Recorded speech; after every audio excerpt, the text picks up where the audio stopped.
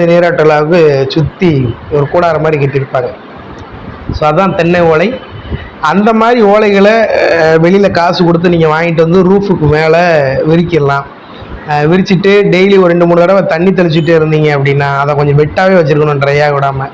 இந்த மாதிரி வச்சுருந்தீங்க அப்படின்னா வீட்டோட சூடுமே குறையிறதுக்கு ரொம்ப ரொம்ப வாய்ப்பு இருக்குது. 3வது ஒரு விஷயம் பண்ணலாம். வீட்டுகளில் மாடி தோட்டம் அப்படிங்கிறத நீங்கள் உருவாக்குனீங்கன்னா கண்டிப்பாக ஒரு நல்ல ரிசல்ட் கிடைக்கும் வீட்டோட ஹீட்டு குறையிறதுக்கு. ஒரு சில பேரெல்லாம் டைல்ஸோ கிரானைட்டோ வீடு போட்டு முடிச்சிருப்பாங்க, வீடு கட்டி இப்போ 2-3 வருஷம் ஆயிருக்கும். அந்த மாதிரி ஆட்கள்லாம் என்ன செய்யலாம் அப்படின்னா மாடி தோட்டம் அப்படிங்கிறத இனிஷியேட் பண்ணலாம். மாடி தோட்டம்னா என்னென்ன, வேற ஒன்றும் இல்லை, 4 பக்கம் கம்பை ஊனிட்டு நம்ம கன்ஸ்ட்ரக்ஷன் ஒர்க் நடக்கும்போது ஒரு மரசலுக்காக இருக்கணும் அப்படின்னு சொல்லிட்டு ஒரு க்ரீன் மேட் அப்படி சுற்றி கட்டி வேலை பார்ப்பாங்க.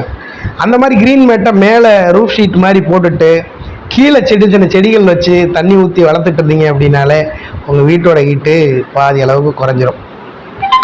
உண்மையை சொல்லணும்னா எந்தெந்த மெட்டீரியல் யூஸ் பண்ணாலுமே எல்லாமே இயற்கைக்கு மாறான மெட்டீரியல் தான், சரியா? நம்ம அந்த மெட்டீரியலை என்ன மாதிரி பயன்படுத்துகிறோம் அப்படிங்கிறதான் ஒரு பெரிய ஒரு சேலஞ்சாகவே அமையும். ஆகையினால என்னையை பொறுத்த வரைக்கும் நண்பர்கள் உங்கள் எல்லாருக்கும் ஒரு சின்ன அட்வைஸ் என்ன அப்படின்னா, உங்கள் வீடை கட்டிகிட்டு இருக்கிற இன்ஜினியர்கிட்ட தாராளமாக கேளுங்க. அவங்க என்ன சொல்கிறாங்களோ அதவே வேத வாக்காக எடுத்துக்கிட்டு உங்கள் வேலைகளை திறன்பட அவங்க செய்கிறதுக்கு உதவி செஞ்சீங்கன்னா ரொம்ப யூஸ்ஃபுல்லாக இருக்கும். இந்த கோடை வெயிலுக்கு நான் சொன்ன இந்த பதில்கள்லாம் உங்களுக்கு யூஸ்ஃபுல்லாக இருக்கும்னு நம்புகிறேன்.